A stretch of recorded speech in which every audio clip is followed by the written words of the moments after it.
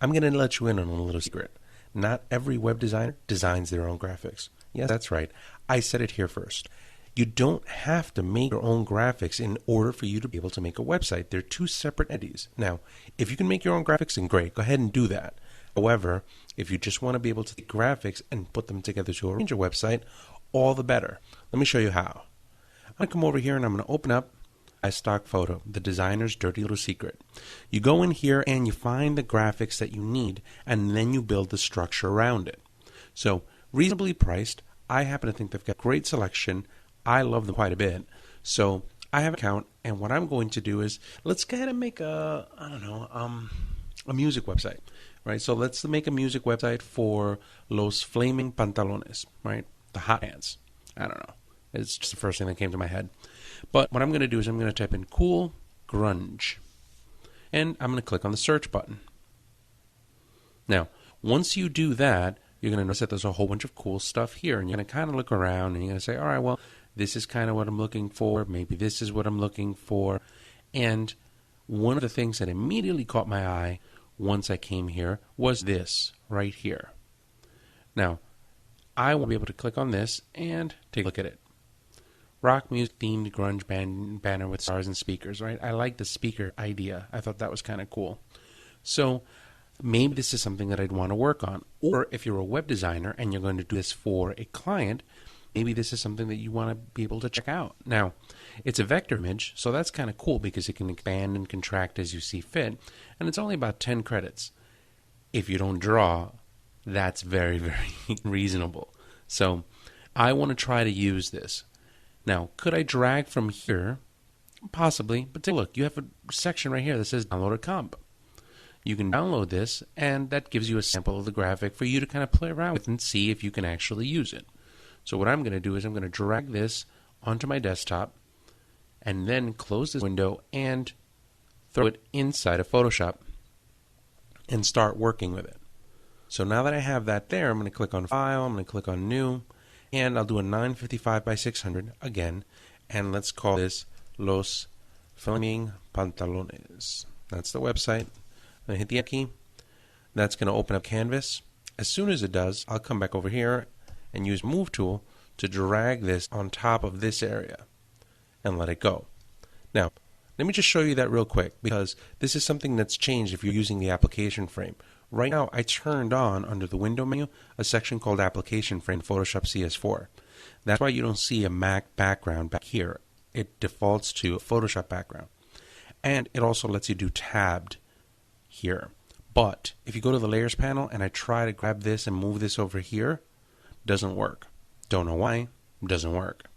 But in order for you to be able to move something from one section to another section, you have to be in the layer that you want to move using your Move tool. And just click and drag the element over to the new spot. Now it brings you over to the new document. You can let it go.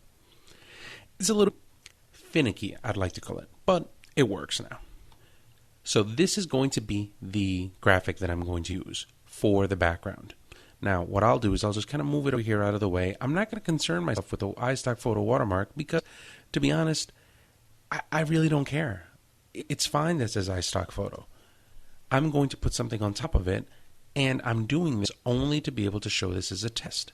If it works, and I like it, or the client accepts it, then I'll go back and purchase it, and I'll put the real graphic over it.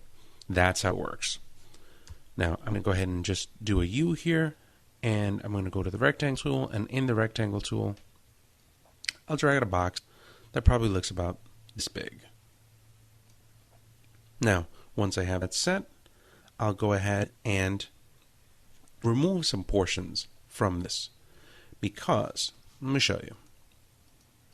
If I come over to, let's go ahead and back up here, go to this layer. If I come over here, I kind of want to be able to show some of this speaker stuff through the site, right? I think it would give it a little dimension. And right now I've got a red stroke, which, well, it's all right, but doesn't really kind of show that the two graphics are kind of blending together here. I could just double click on one of these on the fill layer of that shade and kind of try to select a portion of this color off the graphic itself. Yeah, you know what? I kind of was digging this. Maybe it's a little darker. That's pretty good. Now, once I have that set, I'm just going to go ahead and switch to the elliptical shape tool. And instead of drawing another shape on top of this path right here, I'm going to switch to a subtract mode. Notice this is add, this is subtract. So I could switch to subtract and then holding on the shift key. Actually, these are really odd shaped now, so I could just do this. Come over here, come to the end of the subtract, and that cut out that shape from the shape beneath it. I'm going to do the same thing over here. Come over here, and I'm still drawing it, so what I'll do is I'll hit the space bar to move it around, and then don't let go of the mouse, but let go of the space bar, and kind of get it exactly where I want. So kind of move it and get it exactly where I want it, and let it go. If that didn't work, I'll just go ahead and undo and try it again. But the key here is just to kind of reveal a portion of that graphic so that it could look pretty cool. Now, that's all right. Let's go see. Now, if I'm really trying to be particular about it, what I could do is I could just take the opacity of this and just drop it so that I can see exactly what I'm doing there. But I think that this is going to work for what I'm doing right now. Now, I need to be able to add some type. So I'm going to single click on the type tool. I'm going to come over here, and I'm using this font called Cracked, which I happen to think is pretty cool. It's on the Mac, and I'm going to call this Los Flaming Pantalones. I'm going to hit the Enter key. It doesn't appear because, well, it's under this shape layer. So I'll go ahead and I'll drag that up. And using my Move tool, I'll kind of put it right around here. Now I can go ahead and transform this, bring this over to the left a little bit, bring it down, so that it kind of mirrors that angle that we have there. Once I've done that, I'm going to go ahead and drag out a box, and the box that I'm going to put in, I'm just going to put in About, give it a couple spaces, Music, Videos, Blog, MySpace. Because, well, every band needs MySpace these days. I'll go ahead and I'll highlight this, and I'll shrink this down just a little bit. I'm going to do Command Enter. Once I have this all set, I'm just going to go ahead and click and then drag this in here a little bit just to be able to kind of keep it at the very, very edges of this. And I'll do a Command Enter and rotate this a little bit. I'll bring it up here. That looks pretty good. Hit the Enter key. Let's try again. Now, if those bounding boxes get in the way when you're trying to transform something, just do a Command H, and you can hide them. Now it kind of lets you play this a little bit. I can enter there. Looks pretty decent. The only thing that I'm not digging is that I traced this line around it, but then by doing that, it kind of made this look, this part right here, look a little weird. So to remove this one section here, what I'm going to do is I'm going to grab this there, and I'm going to convert it to a smart object. Having it as a smart object, I'll go ahead and I'll apply a layer mask, and using my brush, I can go back in here, and let's just use a black color and paint in a portion of it. Don't want to paint in too much, because I kind of want to keep that section right there. So it's just a small amount. I just want to kind of get rid of that stroke. So I'll come over here, I'll paint out some of that stroke, I'll paint out the stroke right there, and let's just go ahead and zoom in here real quick, because that iStock photo is appearing there, and I don't want to do that. I want to take out the stroke, but I don't want to take out anything else. I mean, look, it's a comp, I know it's a comp, but make it look nice.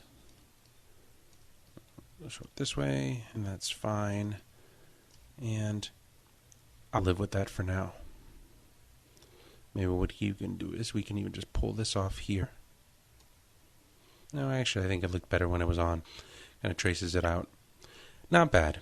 So that gets a little bit better. Maybe even what I can do is I hold on the Option key and click on my black and white cookie, go to Levels, and add a clipping mask to this, which would then allow me to be able to kind of bring this in, make this a little darker or lighter as I need it. Once that's done, then all we really need to do from here is just kind of drag out and put some text. I gotta go get some text. So let's go ahead and go back on the web. We're going to just open up a new tab here and just go to lipsum.org. And I need to be able to grab some, let's just grab some real text here. I'll copy from their website. I'll come back over into Photoshop. Inside of here, I'll paste.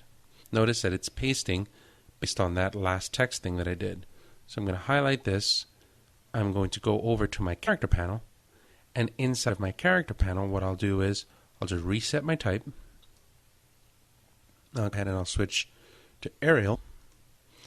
I'll switch this to white. And I'll go ahead and I'll make this, 10-point type for now. But Command Enter. That's kind of what this is going to look like. So now I have a concept of what this page will look like. And I can add more graphics and do some reflowing just so that I can kind of be on the safe side. Let's go ahead and actually use this as the background of a website that we're going to build.